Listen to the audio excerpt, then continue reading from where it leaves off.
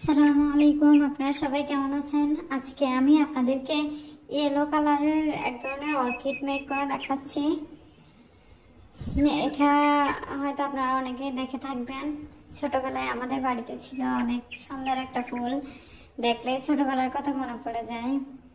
আমি ফার্স্টে একটা পাপড়ি মেক করে নিচ্ছি লাভ শেপ করে। ক্লে টুলস দিয়ে একটু দাগ কেটে নিচ্ছি।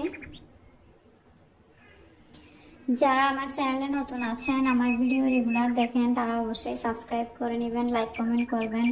আমি অবশ্যই সময় করে আপনাদের চ্যানেল ঘুরে আসব, আপনাদের সুন্দর সুন্দর ভিডিও দেখে আসবো ইনশাল্লাহ। মাঝখানে একটা রেনু দিয়েছি আমি এখানে, দেন আমি আরেকটা পাপড়ি মেক করে নিচ্ছি।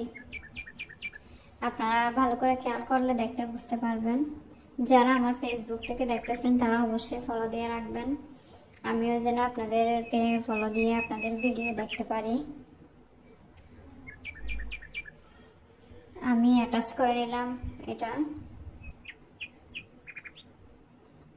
স্টিকের জন্য আমি গ্রিন কালার ক্লে দিয়ে নিলাম নিচের দিকে।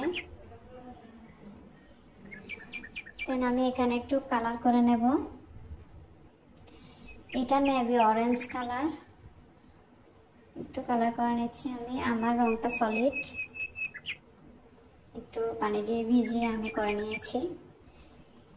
এখন আমি একটা পাতা মেক করে নিচ্ছি।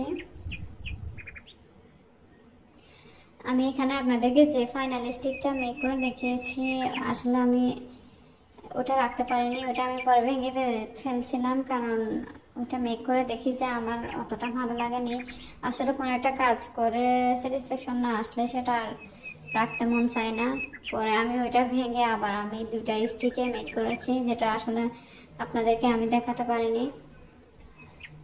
আপনারা দেখলে অবশ্যই বুঝতে পারবেন। আমি তো ফার্স্টে ফাইনাল লুকের ভিডিও দিয়ে থাকি, লাস্টেও দিই, সো আপনারা ওইটা দেখে বুঝতে পারবেন আসলে কীভাবে করেছি।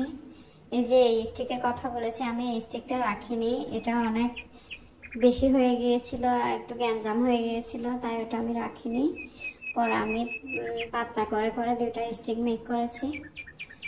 সবাই ভালো থাকবেন, আমার জন্য দোয়া করবেন, আপনাদের জন্য অনেক অনেক দোয়া। আসসালামু আলাইকুম।